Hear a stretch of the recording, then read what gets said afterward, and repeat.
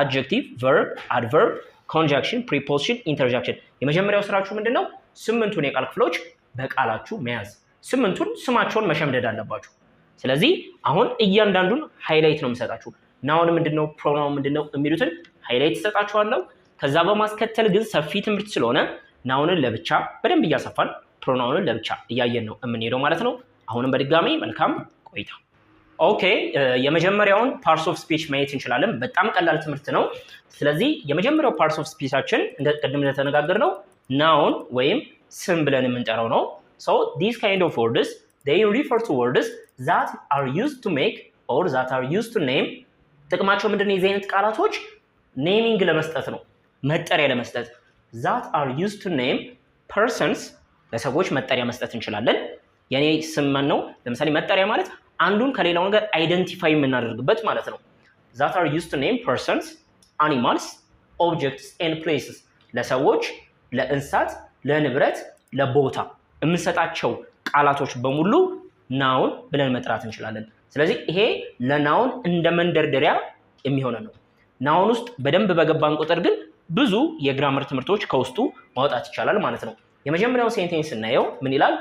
ዳንኤል went to the movies ዳንኤል ምንድነው ፊልም ለማየት ሄደ ሶ እዚህ ውስጥ አንድ የሰው መጠሪያ አለ የፐርሰን እሱ ማን ነው ዳንኤል የሰው መጠሪያ ነው አይደለ ሶ this is a noun ይሄ ምንድነው ናውን ነው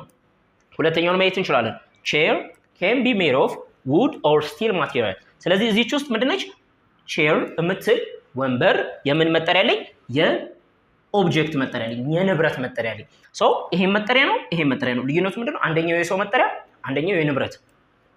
ሶስተኛው እኔ lion is the king of the jungle በምንል ጊዜ lion የሚል አንድ ቃል አለ እሱ ምንድነው የአኒማል የእንስሳት መጠሪያ እነዚህ በሙሉ አገልግሎታቸው እንደ ናውን ወይም እንደ ስም ነው so they are words that we use to name ምንን ለመጠሪያ ነው የምንጠቀማቸው ምንን ለመሰየም ነው የምንጠቀማቸው ሰዎችን እንስሳትን ኦብጀክትን የመጨረሻው አዲስ አበባ is my hometown እዚህ ጋር አዲስ አበባ የምትለው ምንድነች ናውን ነች ማለት ነው ስለዚህ ናውን ከሁሉም ቃላቶች በበለጠ ለመለየት በጣም ቀላሉ ነው ነገር ግን ዛሬ ስምንቱንም የቃል ክፍል ነው ያያየን ያለ ነው ስለዚህ ከላይ ነው ሃይላይት እየሰጣችሁ ያለሁት በናውን ስር ሌሎች ትምህርቶች የሉም ወይ ከተባለ በደንብ አሉ ስለዚህ ናውንን ለብቻው በመናይ ጊዜ አንድ የምናየው ነገር ምንድነው ናውኖች መቆጠር መብዛት የሚችሉ ነገሮች ናቸው ስለዚህ እነሱ ጋር ምንድነው ሲንጉላር ኤንድ ፕሉራል ናውን ብለን የምናነሳው ነገር ይኖራል ሲንጉላር ኤንድ plural noun